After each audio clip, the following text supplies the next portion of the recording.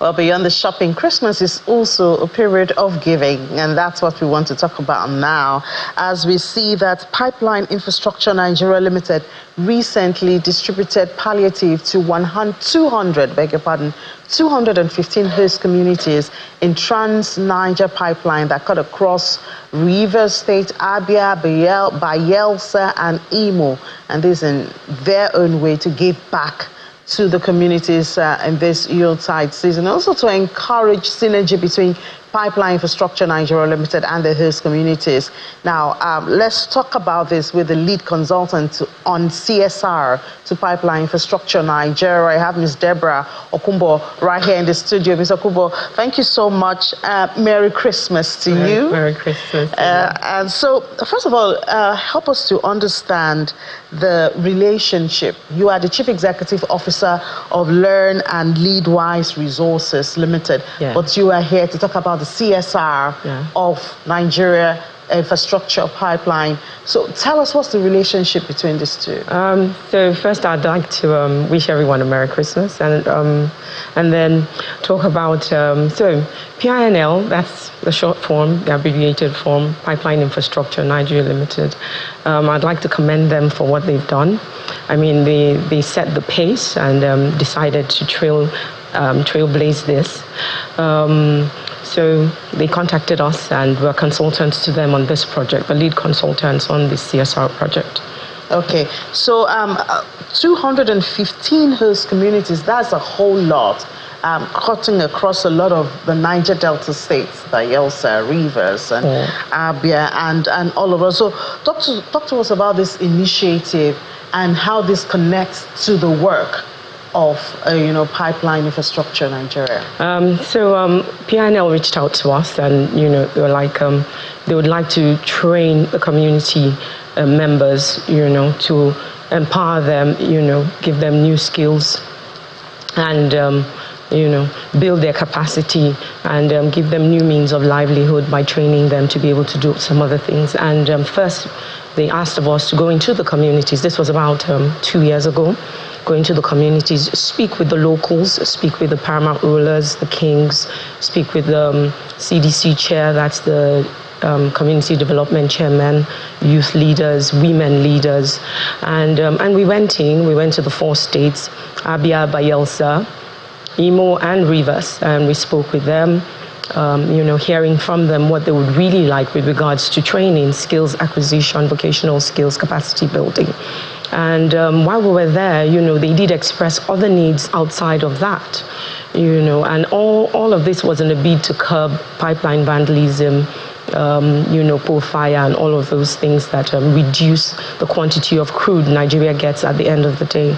And so we came back, and, we drafted a report, submitted it to PINL, and we proposed medical outreaches, some of the communities, all of the communities, because everywhere we went, they had some form of medical, need, and then, and skills acquisition. So we're meant to train them on 12 different skills, ranging from technical to services to farming, making the best use of whatever they have left in their community as per land-wise, because of the environmental issues that they're having. And and that's how we arrived at the CSR initiative. Yeah, I think that skills is very interesting, because sometimes when conversations come that oil companies are exploiting the people of the Niger Delta, the other side of that conversation is, do they have the skills, even if they were to be employed, do they have the skills to fit into the needs of, processing of crude and all of that? So I guess that skills could be even bigger than and some of the gifts or food items that would be given unto them. You're very correct. You're very, very correct. So, I mean, when you teach a man to fish, then he can go fishing everywhere, unlike giving him fish, So the initiative for this season was to jumpstart the skills acquisition program that will be taking place next year after the medical outreach. I mean, in line with the Yuletide season, in line with, encouraging them to stop, breaking the pipelines and all of that, PINL thought, let's feed the people. I mean, with all the protests that have gone on, economic situation in the country, they felt this was the ideal time to go out and do this for the people who have been, I mean, they've been listening to them and supporting them in one way or the other to ensure that, you know, what goes in from the wellheads and exploration points, you know, get to the terminals for shipment. All right, so let's not just take your word for it. We have some videos. Okay. I think you were also there, the distribution and all of that. So let's take some videos of how this is being done. Some of the people who have benefited from this CSR are sharing their experience, and then we'll be back to continue this conversation.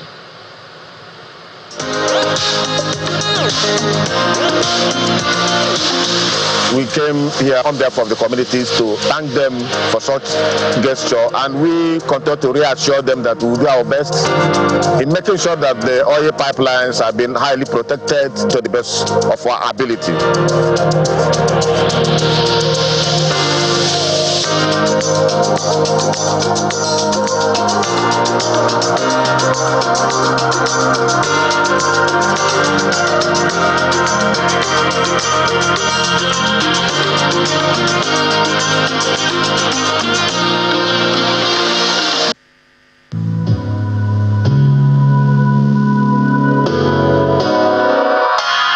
We want to thank God for this because we have not been seeing this. This is the first time we are seeing this live. So we want to thank the donors for all they've done. You see, we are in a high spirit because of the festive period that this thing is coming. And this is going to alleviate most of our problems because of what we are seeing here.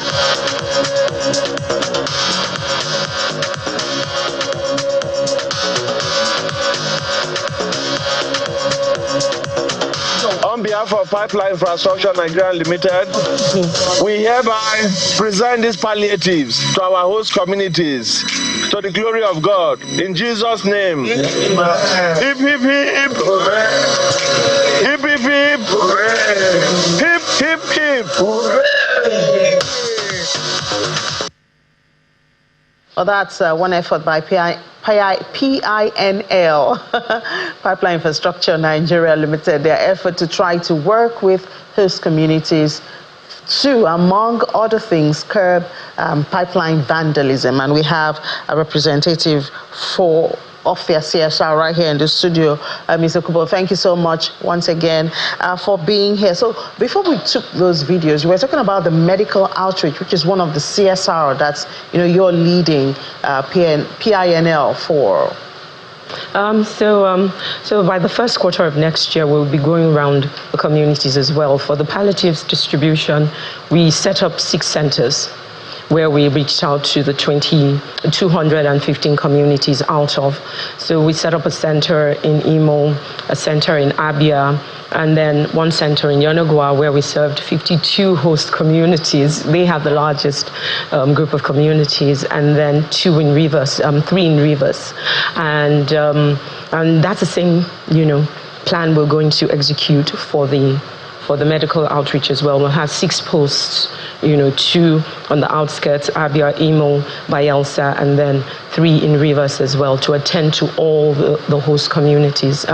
We've done letters to the primary health care in these. Oh, you're working states. With the primary health care? Yes. I was going to ask you, what facilities are you setting up to be able to cater for this number of people? Of communities? So we've had meetings with Rivers State health authorities. We've informed them they need us to write in, and we're doing that already.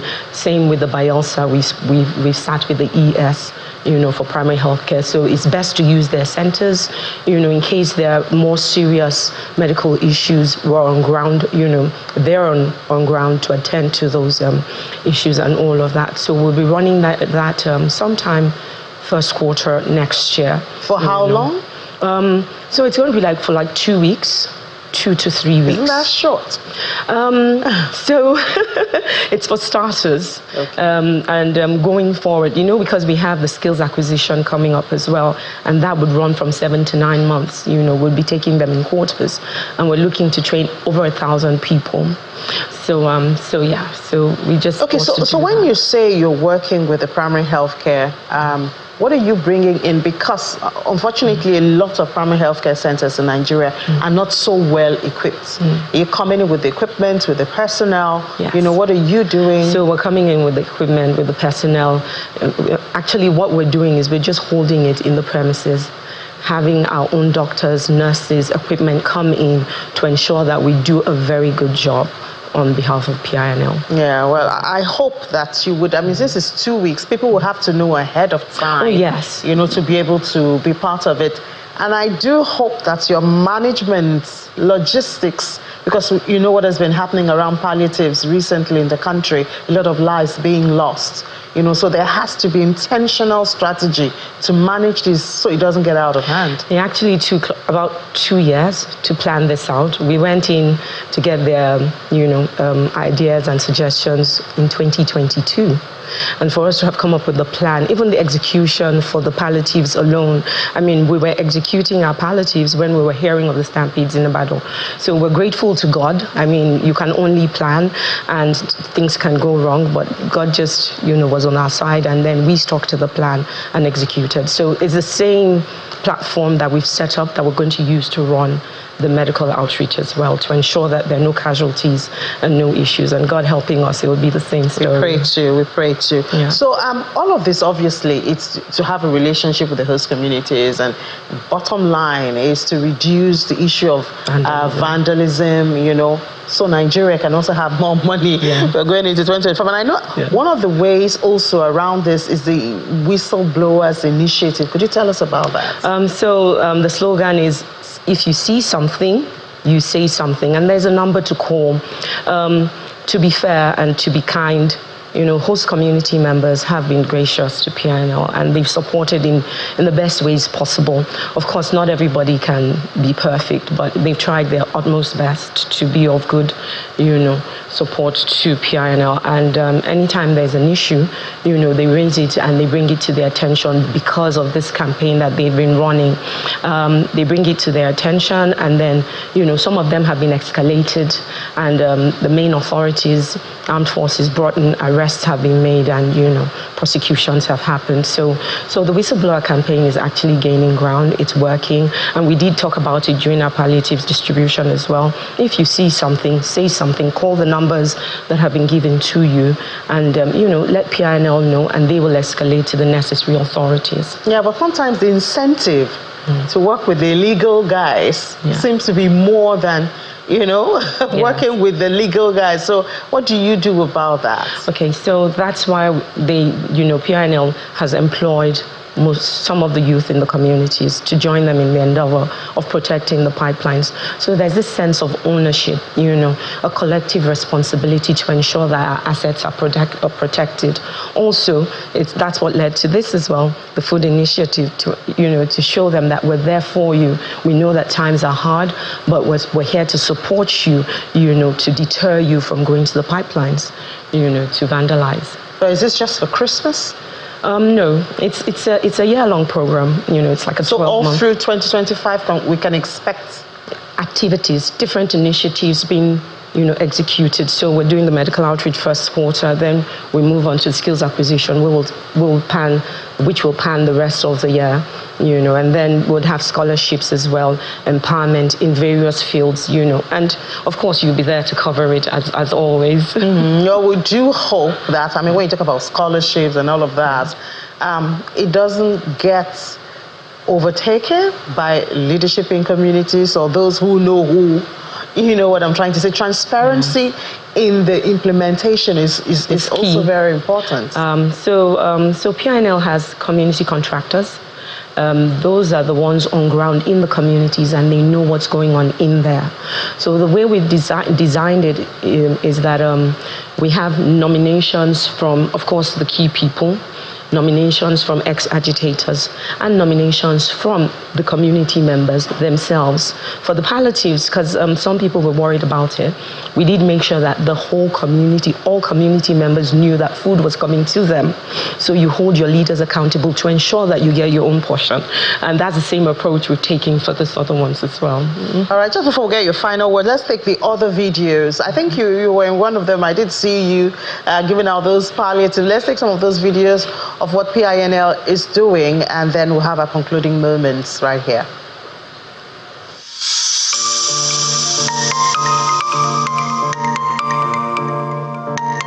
I want to say a big thank you to Pipeline Infrastructure Company for this wonderful gesture to distribute food items. This is not the first time. Before now, they've collected funds to train our people in different skills, and also they are also giving some stipends monthly to communities and leaderships. Also recruiters, I'm happy for what is happening today. I'm very, very happy for infrastructure company. They have did well. This kind of thing have not happened before.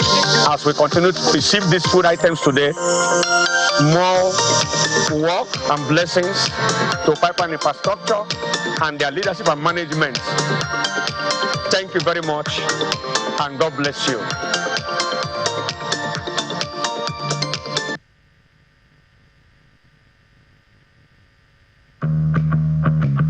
So in 2022, they gave us the mandate to go around to the host communities and speak to some of the majesties and paramount rulers to hear what they would want for their communities. We went around the 4 states, Abia, Bayelsa, Imo, and Rivers, meeting different traditional rulers, getting their opinions on it. And they came up with a list of things from PINL to the communities here. They would like to say a big thank you for your support so far, for the opportunity to work together to ensure that the pipelines are protected. I want to thank the PINL. We want to thank them for taking care of us in the community. We have seen a lot of things that we have never seen before. Well, that's it, hearing from the beneficiaries of that. So what's your final word to the people, to the government, ahead of your plans that you're supposed to implement next year? I think collaboration is the word here. You know, partnering with the communities, giving them that sense of ownership, you know, getting their buy-in, hearing from them, you know, how you can support them, and then telling them what you need back from them. That would ensure that, you know, things run smoothly. And that's the approach PINL has used so far, and they've gained a lot, you know, back in return, where we have 100% from one end of the pipeline to the next end of the pipeline. It's just involving, partnering with host communities, getting them more involved, and not, you know, being too far from them, you know, relate with them. They're humans as well, and you know, and you know, they're ready to talk, you know. So yeah, so that's it really. And all right, and I guess other corporates should also, you know, follow suit. Oh yeah. I mean, it's for the good of the country. Yeah. Everyone, thank you so much. Chief Executive Officer of Learn and Lead Wise Resources Limited, leading the CSR for PINL. Thank you. All right, now, so we're back here in channels away from PINL. And, you know, we did start that series reviewing 2024. The first one was on the economy. Yesterday was looking at the power, energy, oil and gas, all of that, we know. Major factor driving prices, inflation or no inflation. And we've had some exciting news in that oil and gas sector recently. The reduction of PMS prices. I'm sure bet a lot of Nigerians did not think they would see the day when PMS price will be reduced in the country. Well, we have it. It's less than 1,000 naira mostly, you know. But let's take that report by energy correspondent Olu Phillips. The Nigerian energy sector in the last 20 months have remained active, mixed with sweeping reforms, public outrage over some of those, increased public awareness, engagement, and diverse commentaries. In terms of reforms, President Bola Ahmed Tinubu hit the ground running, as the popular cliche says.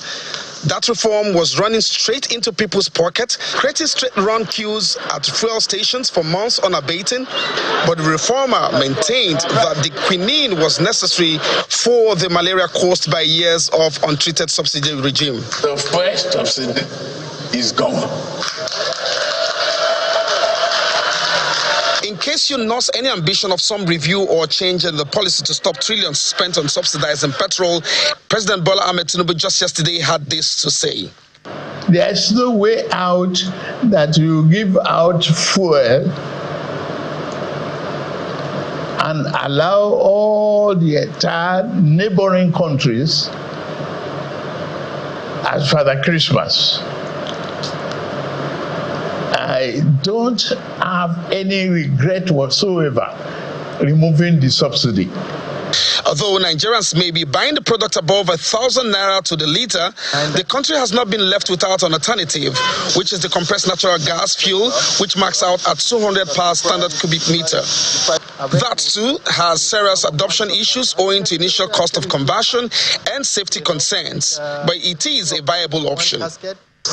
The initial capital outlay may seem high, but in the long run, gas is a much cheaper source of fuel, and you will see your overhead begin to go down. Then came all the good, bad, and ugly scenarios that played out following the start of the Dangote refinery, the pricing issues, the eventual clarification by the NNPCL on its support for the plant as against public sentiments. Again, the president intervened when in July 2024, he offered lifeline to Dangote refinery, requesting NNPC to sell crude to them in Naira.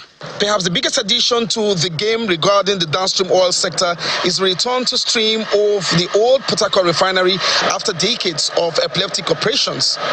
Are we really on our way to be net exporter of petroleum products?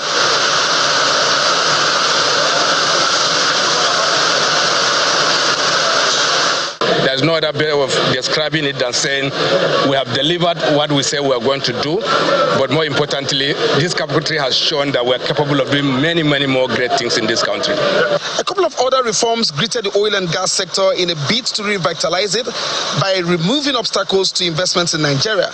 President Bola Ahmed Tinubu on 6th of March 2024 signed an executive policy directive tagged the directives. 1.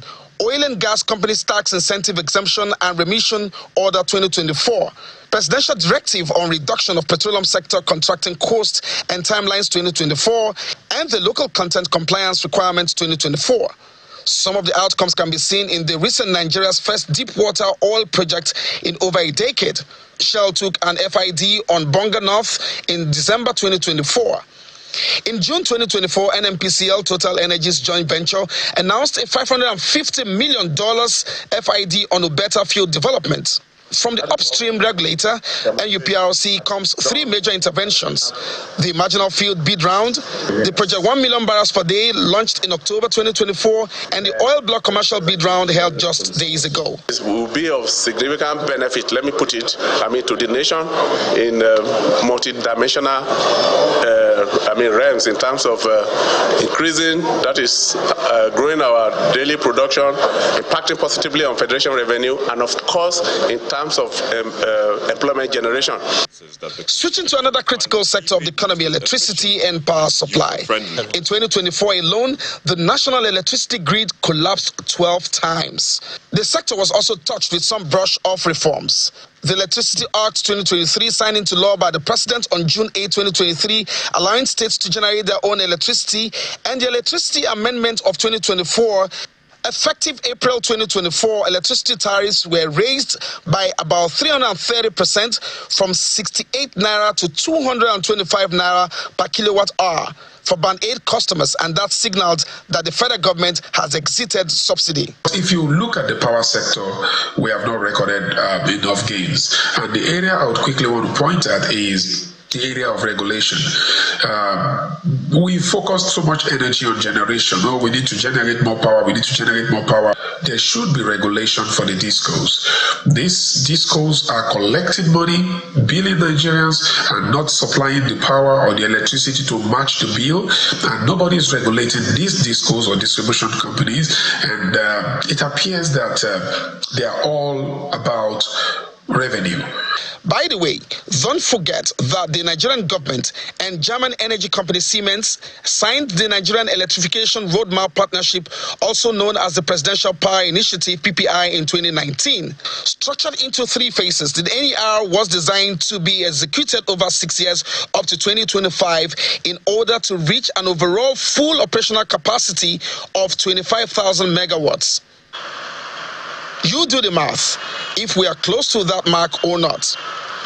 These sectors, electricity, oil and gas, are far from Uhuru, but appear to have left the train station. Olu Phillips, Channels Television News. Well, have they really left the train station? As Olu said there, you do the math, and I'm sure your pockets will give you the answer. So that's it, food for thought for you as you celebrate Christmas and look ahead to 2025. Perhaps we're making some progress. The president says that these sacrifices were really necessary. Well, I hand you over now to Sunrise Daily Studio with Ayo and Kayla as they continue their fun on this Christmas Day. I wish you a very Merry Christmas, but I'll see you again at 1 p.m. We'll do 55 minutes of business on Christmas Day. I'm Ini John Mekwa.